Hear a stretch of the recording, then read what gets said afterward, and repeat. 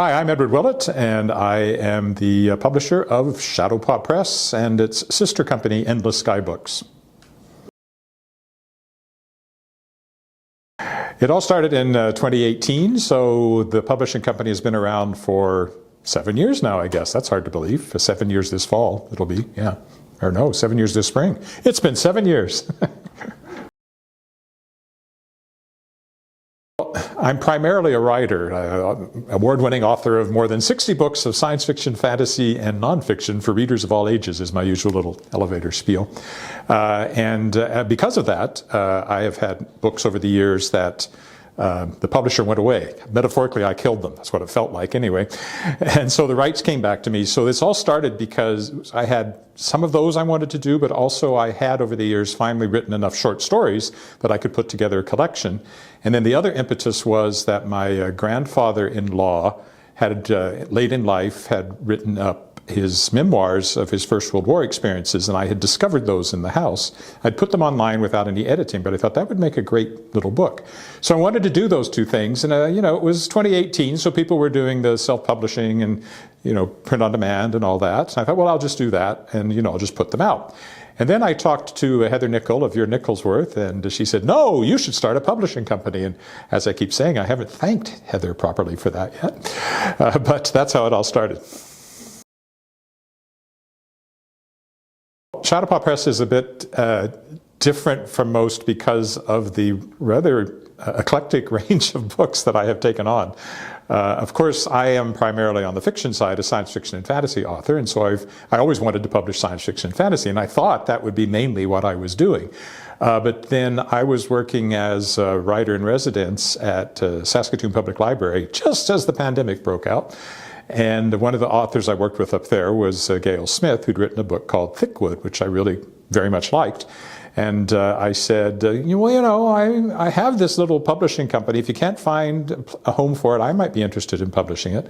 And about the same time, Matthew Hughes, who I knew through science fiction fantasy circles, said, well, I have this novella, kind of a young adult novella length, but it could go as a young adult novel, and would you be interested in it? So all of a sudden I had authors approaching me about getting published. And the other thing that kind of moved this into very eclectic and different kinds of fiction was I kickstarted an anthology. I have a podcast called The World Shapers where I was interviewing science fiction and fantasy authors about their creative process.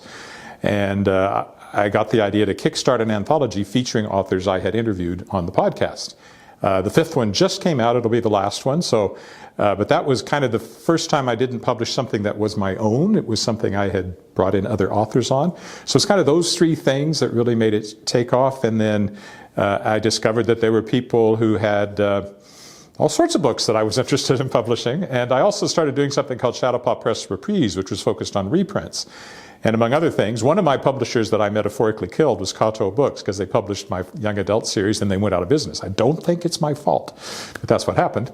And there were a number of Coteau authors who their books had, they'd lost their publisher, and some of those people came to me. So the result is that I now publish this interesting mixture of science fiction, fantasy, there's some nonfiction coming up, literary fiction, and even poetry. So I think that's what makes Shadowpaw Press unique is the publishing scene here in Saskatchewan is the very eclectic range of stuff that I publish.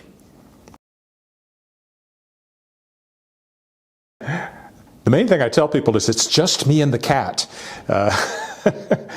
Because whenever an author comes to me or I'll get a submission, I'm not wide open for submissions very often because there's only me. But when some people will approach me and say, I do want you to understand that Shadowpaw Press is a very small publisher, but I've published a lot of books, and I have become a member of Literary Press Group, which I like people to know, and I have proper distribution through Distco, which is a major Canadian literary distributor. So I'm small but mighty. I think that's what I would like people to know about Shadowpaw Press.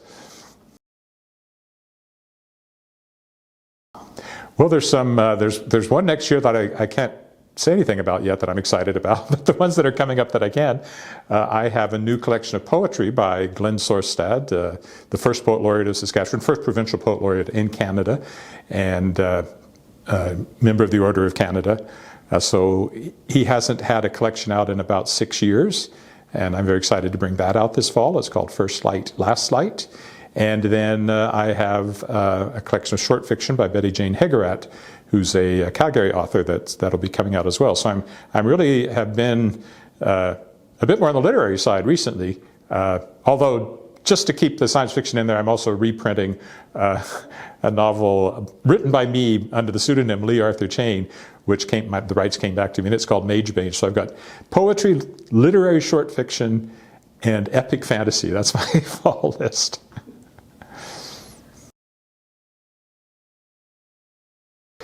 Well, I think the thing that I guess I kind of knew, but because I've worked with publishers of all sorts, but as a publisher, it's the enormous out in the distance that you're always thinking.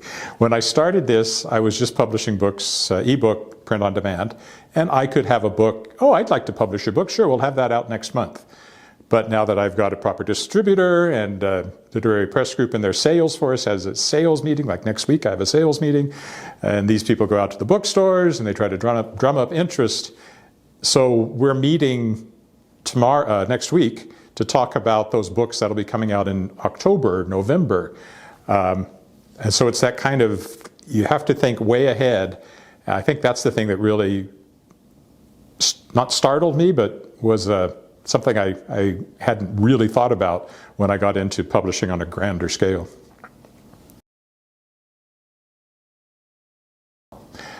Biggest challenge is that people don't buy enough books. The challenge of publishing, the other one that I found, which I guess could have been the previous question, is that all the money goes out up front.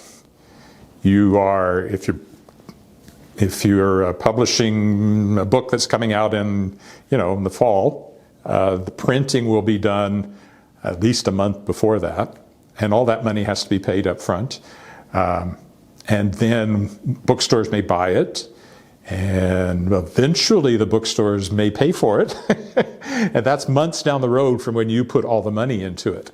I think that's the biggest challenge for me, again, as one person just trying to keep things going. I mean, my advantage as a one-person operation is that my overhead is very low. My office is me and a computer, wherever I happen to be with that computer. That's Shadowpaw Press's office, so that's helpful. But that's the biggest challenge. It's financial, that money that has to go out up front, and the fact there's absolutely no guarantee that the books will sell enough to ever make that money back, which of course is where the Creative Saskatchewan grant program and Canada Council grant program, those kind of things that support publishers, especially in our small, Canadian publishing ecosystem, is very important to keep us, at least to keep me, publishing books.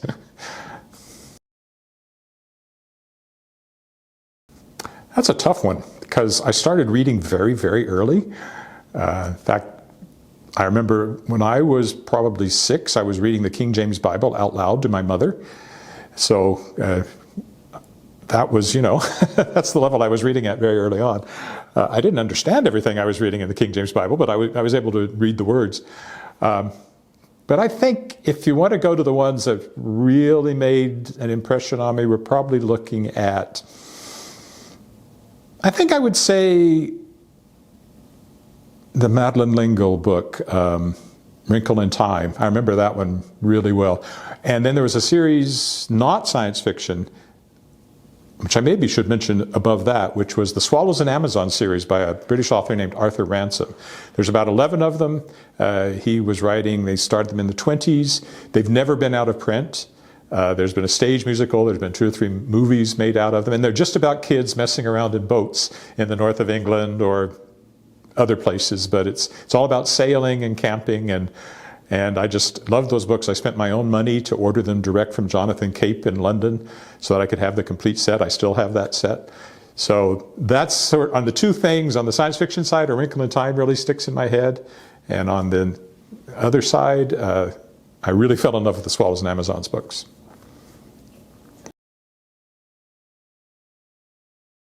Don't. If you want to become a publisher, you've got to do your research. I kind of fell into it and felt my way into it. Had I set out to be a publisher that somehow put out 20 books last year, with just me doing it. I probably would have, well, first of all, I probably wouldn't have put out 20 books last year with just me doing it. But I think that's the important thing. You just have to do the research, and things are changing so rapidly on how you can get things printed, the e-books, the promotion, trying to stay on top of all that stuff. I think it's study hard, do your research, and then only pull the trigger when you're really ready to take that plunge, and don't expect to get rich.